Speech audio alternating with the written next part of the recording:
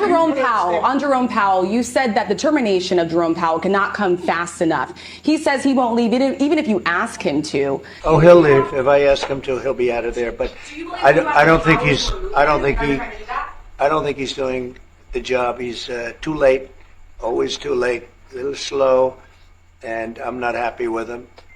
I let him know it, and if I want him out, he'll be out of there real fast, believe me. Hello everyone, welcome back to the YouTube channel, and thank you so much for watching my videos. In today's episode, we are going to be discussing why this might be the last call for most of the people to get into KASPA. If you've been hesitating, if you've been on the sidelines for too long, I think this might be the perfect time for you to have conviction and get into KASPA.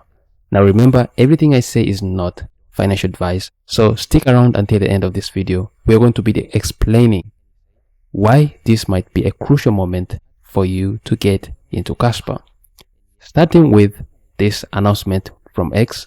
This announcement was posted by Donald Trump, the President of the United States of America, and he said, the ECB is expected to cut rates for the 7th time, and yet too late. Jerome Powell of the Fed, who is always too late and wrong, yesterday issued a report which was another and typical complete mess. Oil prices are down, groceries, even eggs are down, and the USA is getting rich on tariffs. Too late should have lowered interest rates like the ECB long ago, but he should certainly lower them now. Powell's determination cannot come fast enough. This is a very, very strong move from Donald Trump, and this is a lot of pressure that he is putting on the Federal Reserve. Trump wanted lower interest rates long ago because we know exactly what he is doing. We know the plan that he has. Weaken the dollar, make United States goods really cheaper, and make them compete in the international markets. This is going to boost production in the United States. And also, tariffs go hand in hand with low interest rates. He is doing a global economic reform, and it needs a weaker dollar. So one thing that people argue is that, is Trump able to fire Jerome Powell? And some people have come out and say that if he does that, or he does so, this is going to really crush the markets, because we know that the Fed is an independent entity. It doesn't have to be affected by the politics. So if Trump really has the power to terminate Jerome Powell, this could really send shockwaves into the markets.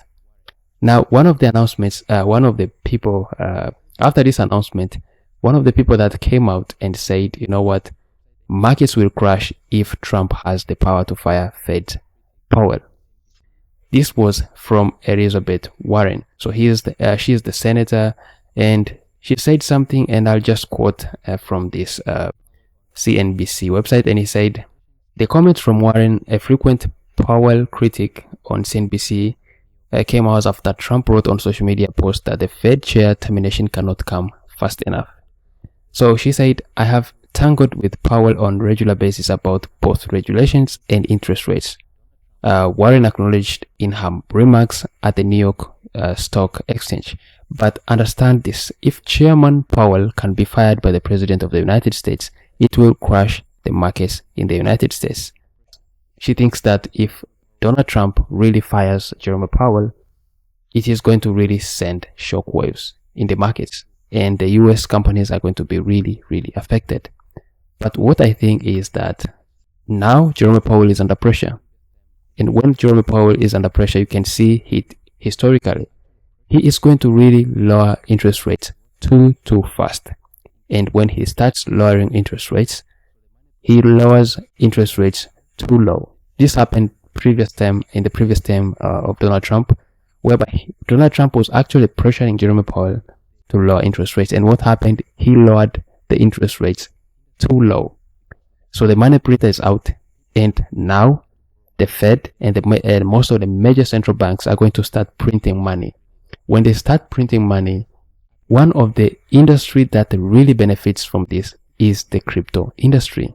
Because when you start printing money, people now start to borrow money, and the amount that they have to return on top of the borrowed money is really low. So people get risky appetite. Once the appetite for risk is really high, people are going to go all in into most of the cryptocurrencies. Now, when you look at most of the cryptocurrencies right now, Kaspa has a lot of cards. We have the crescendo hard fork that is going to come on May 5th. We have 10 blocks per second that is going to go live on mainnet. But we also have listings that are still in place. We have smart contracts being built on Kaspa. We have layer 2s and other projects coming onto Kaspa. We have some really alpha Kaspa key moves, which they are really making like giant moves, like big moves. And we are also seeing a lot of things get built on Kaspa. Plus we have the DAGKNIGHT and other projects. So when you look at the project like Kaspa, it has all the fundamentals that are needed for it to thrive in this bull run. Now, if you are still on the sidelines, I don't know what perfect moment are you currently waiting, because the market has provided you with a better entry right now. If you would have entered, let's say, Kaspa back in 2024, Kaspa was at the price of 0.013 to 0.018. But currently the market is half the price. Like, you're getting Kaspa at a very big discount at the price of 0.07. And this is a proof of work cryptocurrency that can move like most of the proof of stake. Like, everything you can do on proof of stake, it can be done on a proof of work that is Kaspa, while still maintaining its decentralization, maintaining its security, and still able to scale. So this is actually something that is really special. There's no better time to be actively investing into Kaspa. Now, this is not financial advice, and always do your own research for investing your money. We have projects like Mantra that have rug pulled. Even though they are utility coins, they had a rug pull because of how the tokenomics work. Mantra is not, people try to compare Mantra with Kaspa. Some of the people in the comments asked me that, is something that happened with able to happen for Kaspa? I said no, because Kaspa is just like Bitcoin. There can never be a rug pull on Bitcoin, because all of the coins that you see, people own, all of the Bitcoin coins, all of the Bitcoin and Kaspa coins that you see around, they were mined using resources and they used energy. Unlike other cryptocurrencies that are proof of stake, where a person can press a button and create however tokens that they want.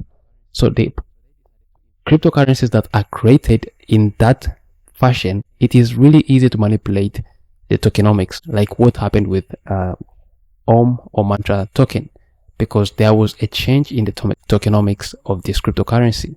So they decided to inflate the price of this token, and suddenly there was a very big crash of this currency. So this is what I have for today. Let me know what you think in the comment section down below. Do you think this is the last chance, or should we wait for another moment? But I personally think that time is running out, and if you're not invested into Kaspa, you're going to sit on the sidelines, and it is going to be a very big regret. So thank you for watching, and see you in the next video.